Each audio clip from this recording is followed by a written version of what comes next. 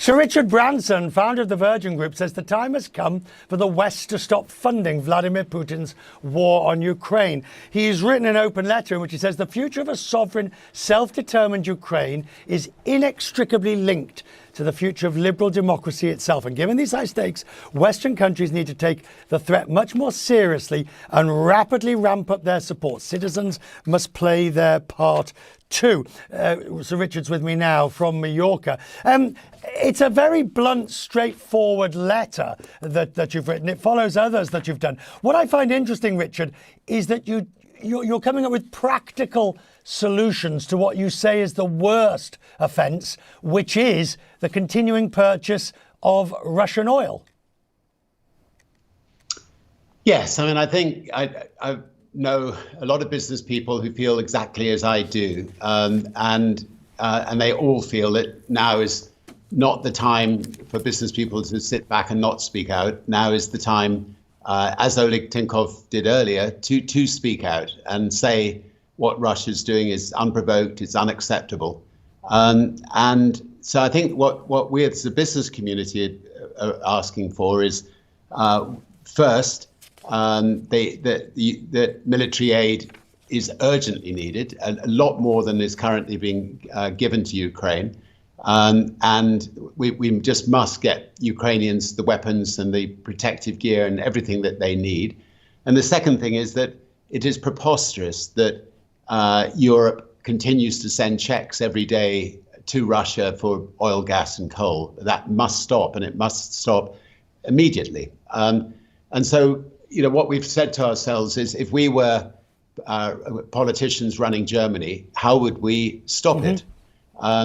And the kinds of answers we've come up with is, you know, for instance, if all IEA countries could just drop the speed limit by 10 miles an hour, that would be more barrels than Germany and other European countries import from Russia overnight saved, and therefore, you know, without any disadvantage, you know, Germany could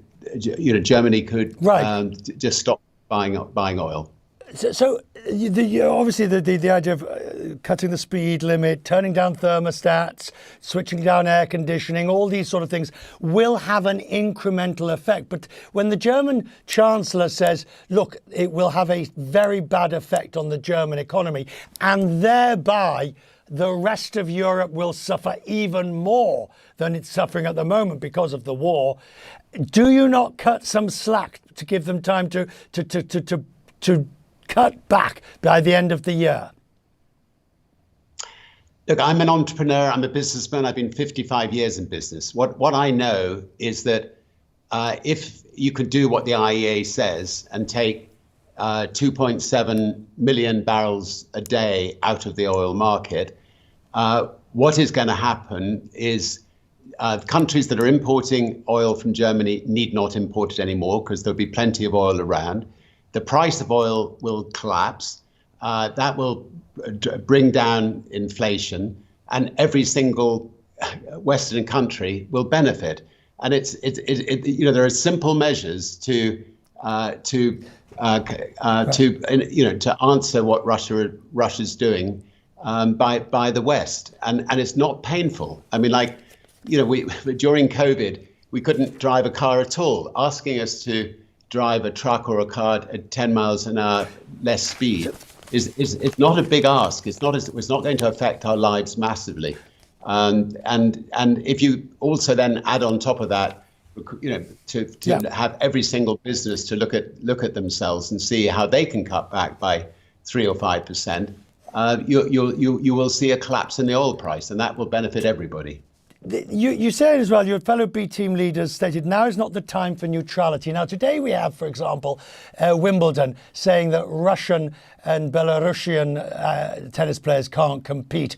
There's a dispute. I mean, there is a controversy. Some say athletes should be allowed to not visit the sins of the country on the individuals, and vice versa. So there's an argument and a debate going on. But when I read your letter, it's sort of fairly clear. Now is the time to take stands.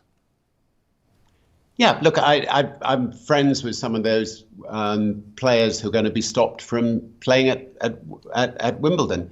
But I'm also friends of doctors, nurses, receptionists who are picking up guns in Ukraine and having to fight for their country.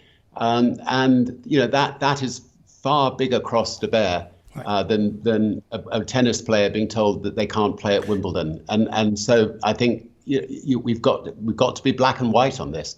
By the way, Oleg Tinkov, I just heard what the statement he's put out. I know him personally.